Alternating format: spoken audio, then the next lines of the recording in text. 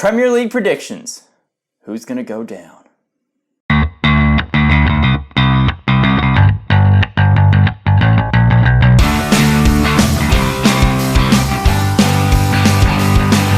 So welcome back to Very Biased Opinions. It is time for us to predict the Premier League. It's hardly seemed like it's been away, but it is back. So I've been reliably informed.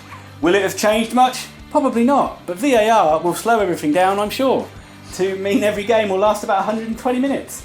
But enough of my messing around. We are going to start by predicting the sides that will finish 20th up to 11th. And we will start with the team in 20th place. And that's Norwich, ladies and gentlemen. Norwich we have finishing 20th. Managed by Daniel Farke, promoted last year in first place. Bookmakers also have them finishing in 20th. I won't lie, out of all the teams we talk about, I am not a Norwich specialist, but I really hope I can do them some justice here. They've had 8 players come in, none of them for a high fee, £750,000 spent on Sam Byram from West Ham. 9 players have gone out, most of them on loan. Farke's revolutionised the way they play. He is their ace in the hole this season. If he can pull it together in the Premier League and keep them as a cohesive unit, they can stay up. Yeah, Pukki scored 30 goals last year. They've got to hope he'll replicate something close to this. They look like a fun squad, but not a lot of house names, so we've got them in 20th place. In 19th, no one will be surprised to hear this, we've got Sheffield United. Get over it! Chrissy Wild. I know. He's an Oxford legend. He saved the club. Oxford connections abound around this league. Wilder did a fantastic job last season. Sharp and McGoldrick scored a ton of goals for them. They're in on McBurney right now from Swansea. Billy Sharp, he's not Premier League striker. No, he's not. We already know that. But they're in on McBurney. Scored something like 24 goals last season. If they can get him, hopefully he can take flight in the Premier League. 11 players have left. Some of their placements are better than others. I've got to hit this now. Ravel Morrison reminds me of Mario Balotelli. This is the sort of toxic player that you go, oh, we'll just take a small shot on him. And he kills 4 games for you, and then it takes you 4 or 5 games after that to get the team back together. And all of a sudden, you're at the bottom of the league. And sorry, Sheffield United. Who is that QPR guy? Abel Turan. Yeah. Similar Yeah, something like that. What are you hoping for? Does the risk really outweigh the reward? I say no. Ian says no. I hope you do stick with him for Chris Wilder, though. He's done a superb job for you. But the one thing that I thought was quite damning is Chris Wilder saying we're going to play the same way in the Premiership as we did in the Championship. And I just thought, you're going down, mate. You ain't going to be able to. You're going down. So it's a nice idea, Chris. But yeah. In 18th place, the final side relegating is Brighton and Hove Albion. They just scraped staying up last season. Chris Hughton, he did keep them up though. You know, he got a lot of criticism about the way he played, and a lot of people wanted him gone. You've got your wish. Let's see how it goes. Graham Potter has taken over. As I say, but you know, you look at the squad, and I have to say it's like a Championship squad. There's not a huge amount of quality in there. It's really horrible to say, but those are the facts of it. If you put them in the Championship, would they win it? I don't think they would. Glenn Murray is a reliable goal scorer. Can he keep scoring the goals? And probably Dunk is their only other noteworthy player. Now, I do like Graham Potter, and I hope he does well, but really it's going to take a miracle on the same sort of level as what he did with Östersunds to really keep Brighton in the league. Sorry, Brighton fans, going down. The team just scraping to survive from relegation. 17th place, Southampton Football Club. King Ralph Hasenhüttl in his second year in charge. I don't like your picks. He ended last season in 16th. Long live King Ralph. One of the worst starts to a Premier League season ever by Southampton last year. They really didn't want to stay up. Got rid of the manager, brought in Ralph. He kind of steadied the ship. Sadly, steadying the ship with a bunch of Championship players is essentially treading water at best. Not a lot's happened thus far. Not many players have come in. I think 2 players have come in. What about the high press? Yes, the legendary German high press, that rock and roll football. 3 players have gone out, 2 have come in. There's not a lot to say right now. One of the best youth academies, and if they can do what they always seem to do and bring 3 or 4 good players up, then great. I think James Ward-Prowse is still there, but Nathan Redmond can't hit the target. This joke that he's a striker needs to end. He's a good winger, he's not a striker. Southampton are ending in 17th place. Let us know, Saints fans, if there are any young players coming through that we don't know about. I'd like to hear about it in the comments. 16th place. I think these fans have already resigned themselves to it, but it's the Steve Bruce-led Newcastle United. I bet a lot of them to snap your hands off right now. Magical finish last year in 13th. The bookmakers have them coming 11th this year. Apparently, they didn't get the memo Steve Bruce is managing this side. Rafa Benitez left due to differences with the savant that is Mike Ashley. Sadly, the greatest replacement they could find was in a dumpster out the back named Steve Bruce.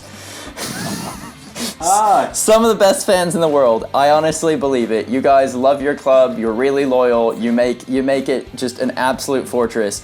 And credit to you, and credit for the following. But honestly, I've not met a Geordie fan happy about this. We've been all over the Reddit boards on this. I feel Mike Ashley's just deliberately trying to piss the Newcastle fans off. Rafa goes, and he's like, okay, well, I'll open my checkbook now. We can have 40 million to spend. Yeah, so they brought in Joe Linton for 40 million, but nothing else has happened. Ayoze Perez is left for 30 million, and like before we get into everything else, can you believe Ayoze Perez is now worth 30 million quid? I'm a £9 million player now, and my leg doesn't work.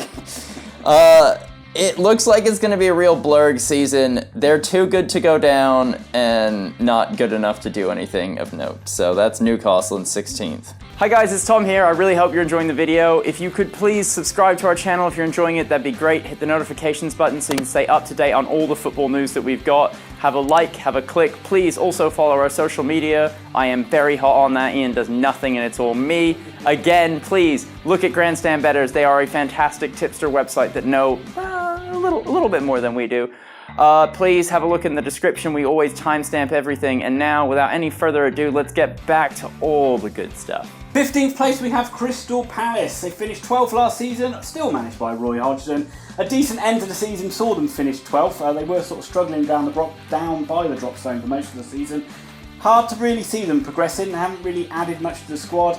Scoring goals at home was a big problem for them last season. They're usually excellent at Selhurst Park, so it was really weird to see them struggle there last season. Wan-Bissaka's gone to Man United, so that's their big departure. They've not really spent any money. Only Jordan Ayew, is he really the guy that's going to bring all the goals? I'm going to preempt you saying this. Zaha's not going anywhere. Okay, well, I mean, that's what it's all about, isn't it? Zaha, he's the talisman of the team.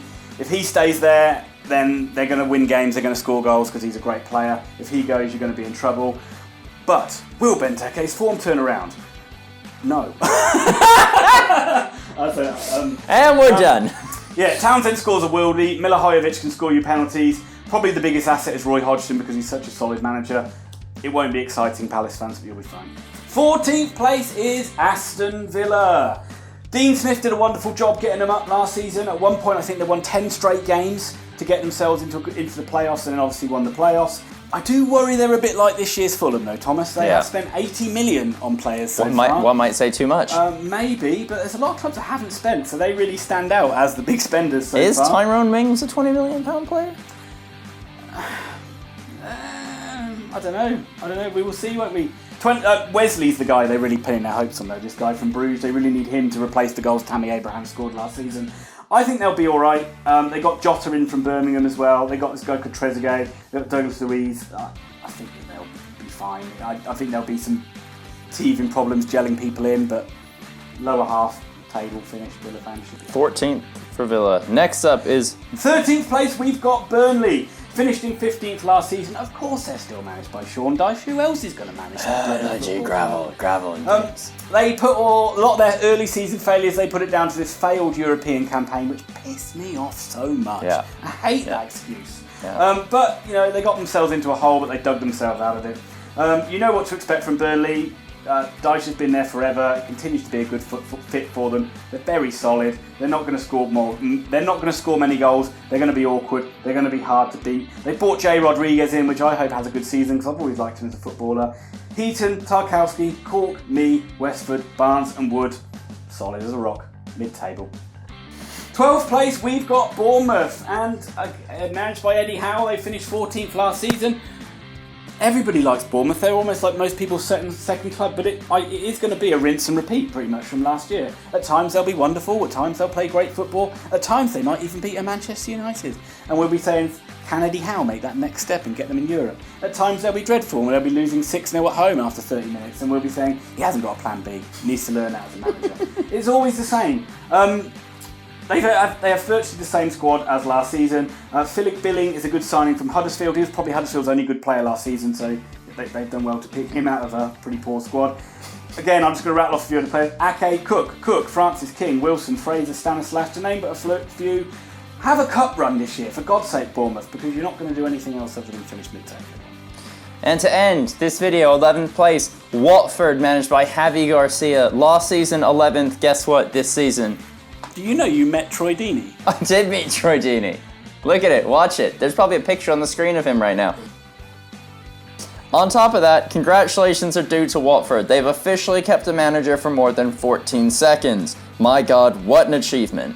I mean, honestly, they haven't churned and burned this year. And congratulations, he'll last at least 7 minutes of the next season. He's been quite a shrewd Premier League manager, and a lot of credit goes to him for his ability to keep this team performing. They're another club that have more players leaving than coming in. No real cash has been splashed. But one thing that this season is going to hinge on is Deulofeu. The end of last season, Javi Garcia seemed to tap into something, and all of a sudden you went, this guy did get trained at Barcelona. This is a world-class talent. Bring him on when you're 2-0 down. So yeah, Deulofeu plays well. They're going to end higher than this, but odds on 11th place. Yeah, I'm going to say, you know, a lot of these sides might not be the most exciting, but a lot of you just got to be happy just to keep it in the Premier League. I mean, it is a hard league. What more can you really expect about moving up there? Let us know, though, in the comments. We'd love to hear your thoughts, and we will be back with the top 10.